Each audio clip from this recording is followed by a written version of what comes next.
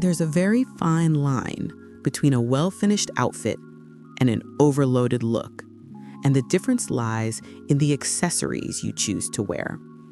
Many people believe that the more details, the more interesting the outfit becomes. But the truth is that certain accessories create visual noise and make you look less elegant than you actually could. In this video, I'll show you exactly which pieces are sabotaging your looks, why they have that effect, and how you can replace them with choices that truly elevate your appearance. Let's start by talking about layered necklaces, because this is probably the most common and easiest mistake to fix. A lot of people love the idea of wearing multiple necklaces together, and it can indeed look beautiful, but the execution usually fails at a crucial point: the distance between the pieces. When you wear 2 or 3 necklaces that fall at almost the same height, they all blend into a confusing mass around your neck. You can't tell where one ends and the other begins, and as a result, none of them truly stands out. What you need to understand is that layering works only when there's a clear visual hierarchy among the pieces. The right way to do this is to create at least 5 to 7 centimeters of difference between each necklace. One sitting close to the neck, another at collarbone level, and a third falling significantly lower near the start of the neckline. This progression creates depth and allows each piece to have its own moment. Another thing that makes all the difference: vary the thickness and styles. A fine, delicate chain, another with a medium pendant, and perhaps a third with a chunkier chain. When all the pieces share the same delicacy or the same weight, they visually merge again. Contrast is what creates true visual interest. Now, about pairing large earrings with statement necklaces. This is a mistake I see all the time, especially at events or special occasions when people want to wear all their favorite pieces at once. The problem is that when you place 2 statement elements in the same area of the body, they compete directly for the viewer's attention. The eye gets confused, jumping between the earrings and the necklace without being able to fully appreciate either. This creates a sense of visual discomfort that people often can't consciously identify, but can definitely feel something is off. The solution is to apply the rule of a single focal point around the neck and face. If you're going to wear those big earrings you love, leave your neck bare or wear only a very thin, discreet necklace, almost imperceptible. The idea is that the necklace shouldn't compete for attention. On the other hand, if you want to wear that stunning new necklace you just bought, opt for small, simple earrings or even none at all. Many people are afraid to leave their ears bare, but that's often exactly what the outfit needs to breathe. This kind of strategic restraint isn't a lack of style, it's true sophistication. Now let's talk about bracelets, because this is another area where people tend to overdo it without realizing. Wearing multiple bracelets on the same wrist may seem stylish in theory, but in practice, it creates some real issues. First, the visual aspect. When you stack too many thin bracelets together, they form an indistinct band around your wrist. From a distance, it just looks like a darker area on your arm, with none of the individual details standing out. Second, the practical aspect.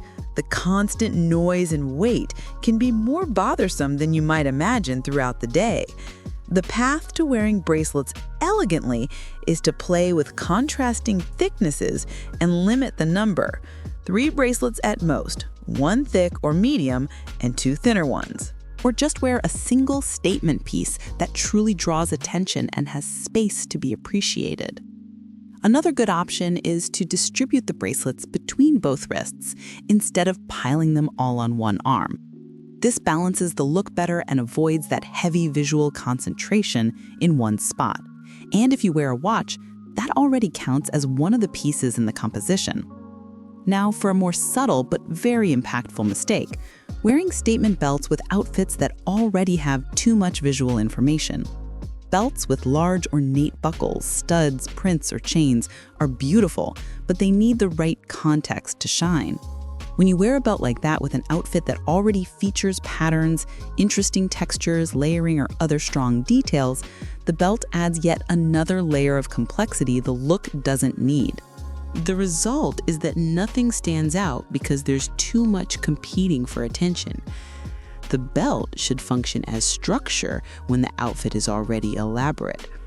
In those cases, choose belts in solid colors with simple designs and subtle buckles.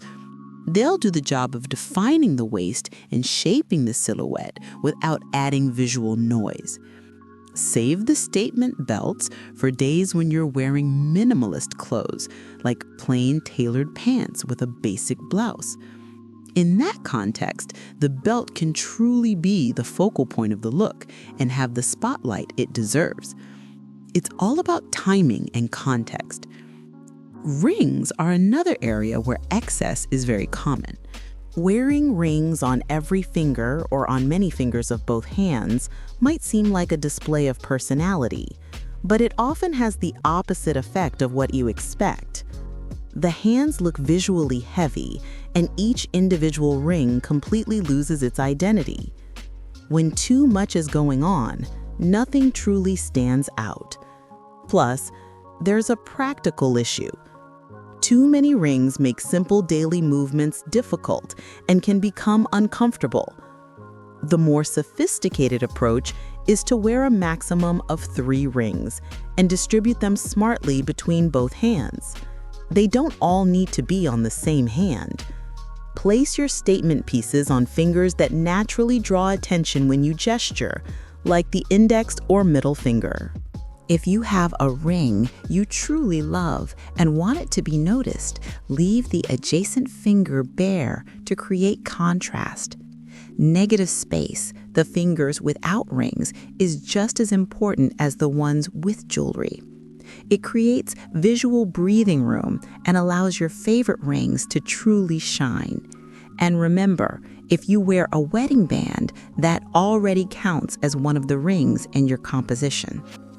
The handbag with multiple keychains, charms, scarves, and other trinkets is another perfect example of visual pollution. Many people personalize their bags this way, thinking they're creating a unique look, but what actually happens is that each added element competes with the bag's design and the rest of the outfit. A handbag is already a complete and significant accessory on its own. It has shape, color, texture, all of which already contribute to the overall composition of your look. If you really like personalizing your bag, choose just one element to do so. It can be a keychain with special meaning to you, or a nicely tied scarf on the handle. But never both, and never several of each. The bag should complement your outfit harmoniously, not look like a bulletin board. And this is especially true if you've chosen a bag with interesting design, bold color, or distinctive texture. In that case, let it be the star without competition. It's already doing the visual work it needs to. Let's talk about sunglasses chains, because this accessory has become very popular, but needs to be used with care. The glasses chain functions exactly like another necklace, since it sits in the same neck area. So if you're already wearing necklaces, the chain adds yet another unintended layer that clutters the composition. The neck area becomes overloaded and confusing, even if you don't consciously notice it. If you really like the practicality of a glasses chain, save it for days when you keep your neck completely free of other jewelry. On those days, the chain can even serve as the only accessory in that region and act as an interesting element of the look. On other days, when you want to wear your necklaces, just store the sunglasses in your bag when not in use, or hang them from your collar. Small adjustments like these make a huge difference in the overall perception of your look. The goal is always to avoid unintentional redundancy. Brooches are accessories that have made a strong comeback and can add a lot of personality, but there's a fine line between interesting and overdone. Wearing several brooches on the same garment or placing them in unusual spots can make the look feel forced rather than natural. A brooch works best when it feels like an elegant, subtle choice, not a visual statement piece. A well-placed brooch on a blazer lapel, a shirt collar, or even a coat pocket adds sophistication without shouting for attention. The problem arises when you combine brooches with other very prominent accessories in the upper body area. For instance, wearing a large brooch on the lapel along with a statement necklace and bold earrings creates total overload. All these pieces are competing in the same visual space, and the result is confusion. If you're going to wear a brooch, consider keeping your jewelry more understated. Or if you prefer the opposite, wearing bold jewelry, save the brooch for another occasion. It's always about creating hierarchy and not letting everything compete for attention at once. Scarves and shawls are wonderful accessories, but there's a very common trap when using them. Repetition of the same element in multiple places of the outfit. For example, tying a scarf around your neck, another on your bag handle, and yet another as a headband or belt accent.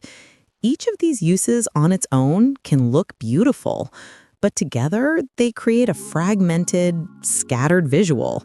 Your body ends up with multiple points of interest competing with each other, and the viewer doesn't know where to focus first. The most elegant way to wear scarves is to choose one strategic spot and let it be the protagonist there. If you're going to tie the scarf around your neck in a more elaborate way, keep the bag simple and the hair free of extra accessories. If you prefer to use the scarf on your bag to add a touch of color and movement, keep your neck bare and your hair neatly tied. If you want to wear the scarf in your hair, keep your neck and bag free of competition. This restraint makes each use of the scarf far more impactful and makes it look like a deliberate choice, not an impulse to wear everything you own. Lastly, but extremely importantly, let's talk about the stylistic coherence of accessories. A very common mistake is mixing pieces of completely different styles in the same outfit without a clear connecting thread. For example, wearing a chunky masculine chain, delicate romantic earrings, a boho-style belt, and a minimalist bag. Each piece may be beautiful on its own, but together they tell different stories and create a confusing message. Your accessories don't need to match perfectly or be from the same brand, but they do need to speak the same aesthetic and stylistic language. If you're going for a rocker look, keep all accessories in that vibe. Chains, aged metal finishes, rougher shapes. If the look is romantic, choose delicate accessories with soft details, maybe some floral or pearl elements. If the vibe is minimalist, go for clean geometric pieces without too much detail. This coherence makes all the difference in appearing intentional, not like someone who just grabbed whatever was available in the drawer without thinking about the overall composition. The secret to wearing accessories elegantly and stylishly isn't about having the most expensive or trendiest pieces, but about deeply understanding the concept of editing. Every item you add to your look must have a clear purpose, a reason to be there, and shouldn't compete unnecessarily with other elements of your outfit. Before leaving the house, look in the mirror and try removing one piece. Coco Chanel's classic rule remains absolutely valid because less truly is more when the goal is to create a cohesive, balanced, and impactful look. In the coming days, try applying these guidelines consciously and watch how your outfits gain much more presence and sophistication with less effort and fewer pieces. The difference will be remarkable.